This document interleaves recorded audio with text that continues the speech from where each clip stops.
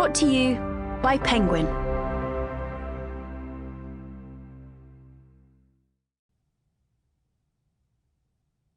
Clive Cussler's The Corsican Shadow by Dirk Cussler. Read by Scott Brick. For Lauren and Bryce, Mes belles princesses de joie. Prologue. Normandy, France, May 12th, 1940. Marcel Demille rubbed his tired eyes for the 100th time. Fatigue draped over him like a heavy cloak as his hands resumed their grip on the thick steering wheel. The moonless black night didn't help his weariness, leading his eyes to transfix on the weak yellow beam of the truck's headlights. He felt like he was driving through an endless amber tunnel. Since early afternoon, Demille had driven the Renault cargo truck toward the port city of Le Havre. He had expected to reach the city hours ago, not anticipating the human tide of refugees in his path. They had clogged the road for most of the journey, men, women, and children. All poor, tired souls, many from Holland and Belgium, fleeing the German blitzkrieg.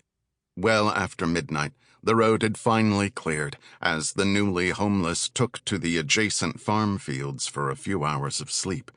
At last, Demille found some speed and the miles soon began to pass. He downshifted as the truck lugged while cresting a small hill, the physical movement of changing gears helping him stay awake. Demille turned to the passenger beside him, and from the corner of the windshield, a blur of color caught his eye. It was a baby carriage rolling across the roadway, its green ruffled top caught in the truck's headlights. Reaction overtook thought as Demille stomped on the heavy truck's brakes, rising off the seat to force his full weight onto the pedal. The younger man, half dozing beside him, a cap low over his eyes, flew forward against the dashboard.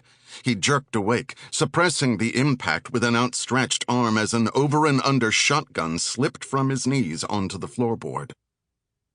The Renault ACG truck shuddered across the damp asphalt as its wheels locked. Demille had a sudden fear their crated cargo in back might smash through the cabin and crush them.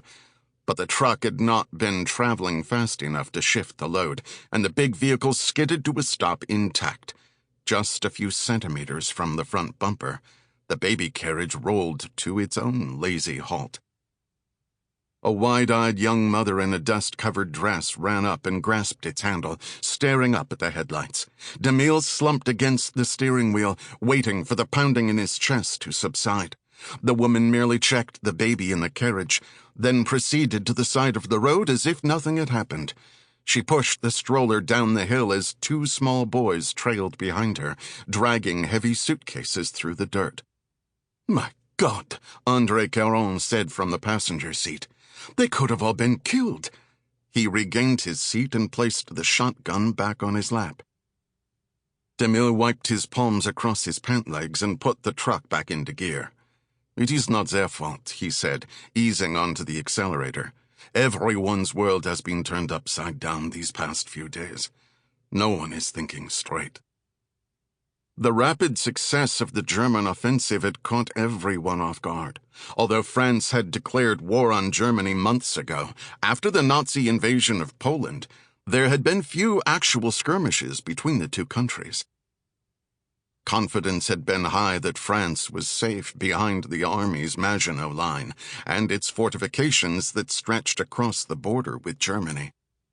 The large French army had quickly been mobilized and positioned along the border, ready to repulse any German advance. As months had slipped by, people began calling the apparent stalemate the phony war, and a wary sense of normalcy returned to everyday life. In Paris, Demille had resumed his daily duties at the Musée de l'Armée, where he worked as the chief curator. The museum's most valuable artifacts had already been crated and shipped to the south of France for safekeeping, much as the Louvre had done. Too old for the army, Demille remained in Paris and kept the museum running, aided by André Caron. Like most Parisians. Sample complete. Ready to continue?